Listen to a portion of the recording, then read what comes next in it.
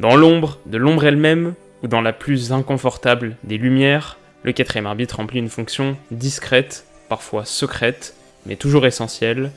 Quelle est-elle ?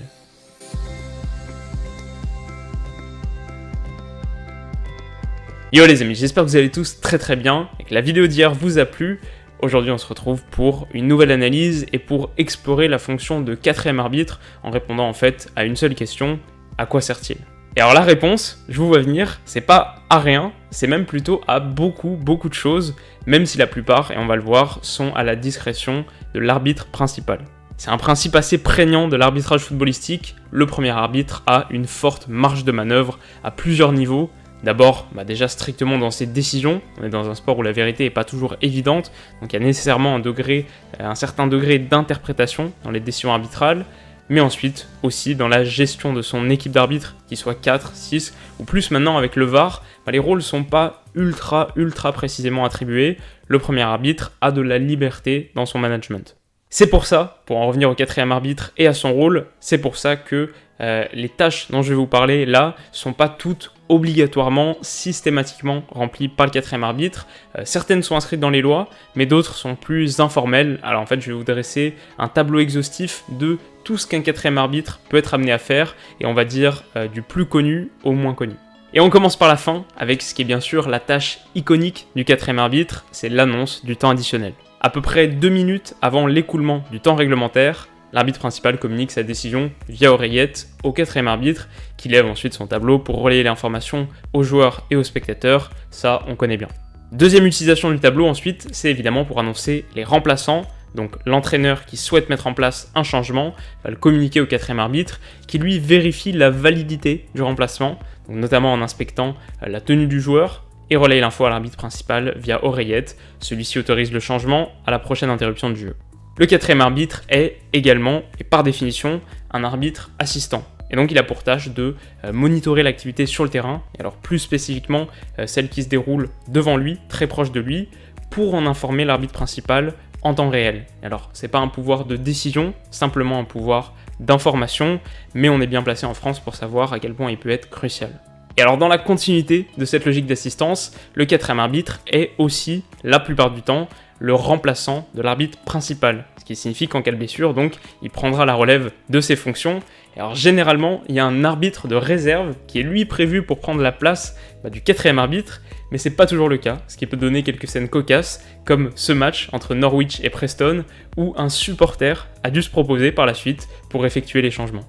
Cinquième tâche du quatrième arbitre, et c'est une de celles qu'on voit le plus à la télé, c'est évidemment de faire respecter les règles sur les bancs de touche, et notamment de faire redescendre la température en cas de confrontation des staffs.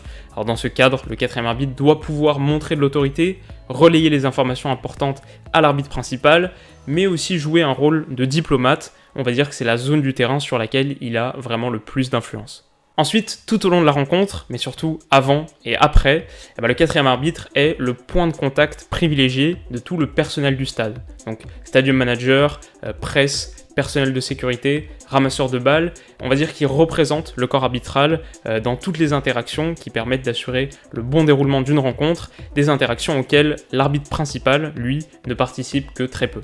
Le quatrième arbitre s'acquitte également de 2 tâches administratives qui sont cruciales. Alors d'abord, il tient un registre du match et de son déroulé en temps réel pour éviter notamment que l'arbitre principal avertisse le mauvais joueur ou oublie d'expulser un joueur après 2 cartons jaunes par exemple. Mais surtout, il écrit une partie du rapport d'après-match, le rapport sur lequel les différentes commissions de discipline vont se baser, notamment pour déterminer la durée de la suspension d'un joueur, d'un entraîneur, d'un membre du staff, et il va transmettre ce rapport directement après le match au délégué de la rencontre.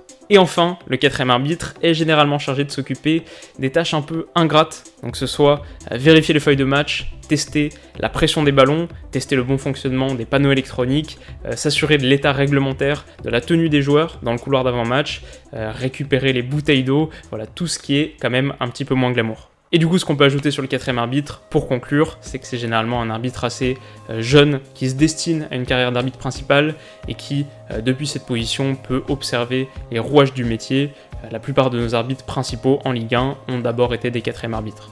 Voilà les amis, on touche à la fin de cette vidéo, et alors j'ai oublié de le dire en intro, mais le 4e arbitre ne date que de 1991, donc pas si longtemps que ça, et je dirais qu'il est un des symboles de l'accélération du professionnalisme et des exigences croissantes du football moderne de haut niveau. D'ailleurs c'est une tendance qu'on vérifie encore aujourd'hui, au fur et à mesure que les enjeux gonflent et que les audiences deviennent de plus en plus pointilleuses, et ben l'arbitrage lui aussi s'étend avec aujourd'hui le VAR qui en est clairement le plus éminent symbole. Ok, cette fois on en a vraiment fini. Qu'est-ce que vous avez pensé de cette analyse et comment est-ce que vous imaginez l'arbitrage dans 10 ans ou dans 20 ans? Faites-moi savoir tout ça dans les commentaires. Pour être aussi rigoureuse que Pierluigi Collina, l'analyse quotidienne a besoin de votre soutien. Alors si cette vidéo vous a plu, n'hésitez pas à mettre un petit pouce bleu, et si vous voulez pas rater l'analyse de demain, une analyse assez complète où on parlera de Maurizio Sarri, donc le nouveau coach de Chelsea. Si vous voulez pas rater ça, vous pouvez comme d'habitude vous abonner à la chaîne, c'est gratuit et c'est la meilleure manière de m'encourager. À demain.